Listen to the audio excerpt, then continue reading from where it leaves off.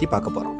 முன்பு இந்தியாவுடன் வணிகம் செய்வதற்காக போர்த்துகீசியர்கள், டச்சுக்காரர்கள், பிரிட்டிஷ்காரர்கள் மற்றும் பிரெஞ்சுக்காரர்கள் போன்றவர்கள் கப்பலின் மூலம் வந்தார்கள்.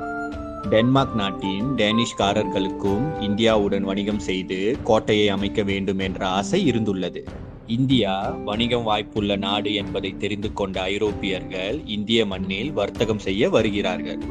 அந்த வரிசையில் அப்போதைய டென்மார்க் நாட்டின் மன்னராக இருந்த 4ஆம் கிறிஸ்டியனுக்கு இந்தியா உள்ளே வணிகம் செய்ய வேண்டும் என்ற எண்ணம் இருந்தது. 1616ஆம் ஆண்டில் டென்மார்க் மன்னரின் ஆலோசகராக இருந்த ரோலண்ட் கிரேப் தென்னிந்தியா பகுதியில் தஞ்சாவூர் மன்னர்களின் கட்டுப்பாட்டில் இருக்கின்ற தரங்கம்பாடியை தேர்வு செய்து அங்கு வணிகம் செய்யலாம் என பரிந்துரை செய்கிறார். அதற்காக டேனிஷ் ஈஸ்ட் இந்தியா கம்பெனியை தொடங்குகிறார்கள். 4 வணிக கப்பலையும் கடல் கொள்ளையர்களிடமிருந்து தப்பிக்க ஒரு போர் கப்பலையும் இந்தியாவின் தென்பகுதிக்கு